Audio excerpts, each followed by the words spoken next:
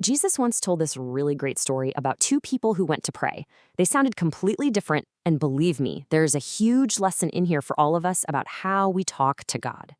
So let me just start with a question for you. If you were talking to God, what do you think is better? To list off all the awesome things you've done, or to be totally honest about your mistakes? Well, that exact question is at the heart of this whole story. All right, so our first character is a Pharisee. Think of him as a super religious leader who was all about following every single rule and making sure everyone knew it. He goes to the temple, but not really to ask for anything. He's there because he thinks he's a pretty great guy, and he wants God to know it too. And get this, listen to his prayer. He stands up all proud and basically says, God, I am so thankful I'm not like other people, the bad ones, the cheaters, or especially not like that tax collector over there. He's literally looking down on everybody else in the room. So you can kind of see his whole attitude, right? His prayer isn't really to God, it's about himself. It's like he's showing God his report card. He thinks doing all these good things on the outside, like fasting or giving money, is what makes him a good person. He makes himself feel big by making others look small. It's all about how things look, not what's really in his heart. But he wasn't the only one there. We've got another guy, a publican, which was a tax collector. Now, back in those days, nobody liked tax collectors. People thought they were cheats and traitors. And you know what? This guy knew it. He felt so bad about himself, he just stood way in the back, trying not to be seen. In his prayer, wow, it could not be more different. He won't even look up toward heaven.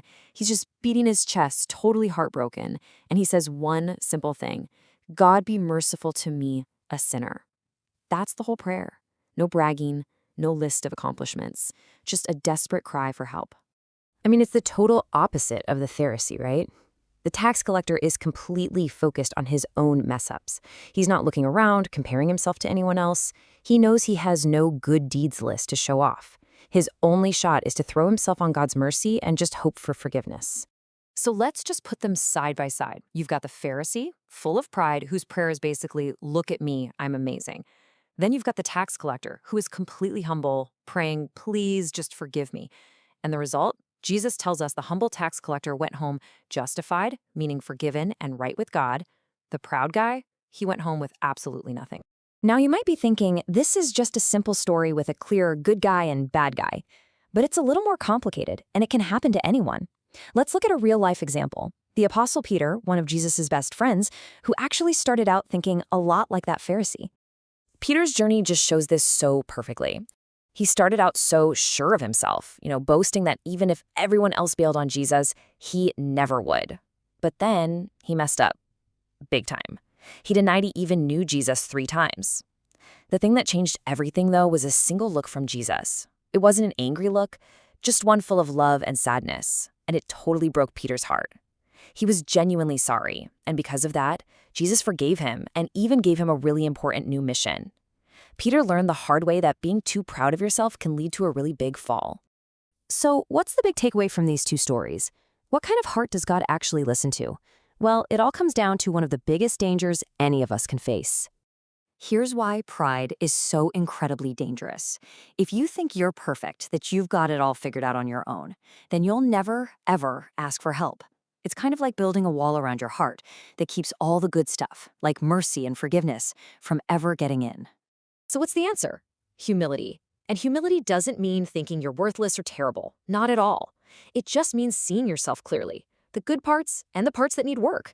It's knowing you can't do everything on your own and choosing to trust in God's strength instead of just relying on yours. Both the tax collector and Peter pretty much gave us the roadmap for forgiveness. And it's actually really simple. First, you just realize that you need help. Second, you own up to your mistakes with a truly sorry heart. And third, you trust that God's power can help you because you know you can't fix everything yourself. And this is Jesus' final word on it, the main point of the whole entire story. He says that anyone who lifts themselves up with pride will eventually be brought down, but anyone who is humble will be lifted up. It's a complete flip of how we usually think the world works, isn't it? So we end up right back where we started, with a question just for you to think about. When you really look inside your own heart, which prayer do you hear? Is it the one that says, I'm doing okay on my own? Or is it the one that says, God be merciful to me? It's definitely something worth thinking about.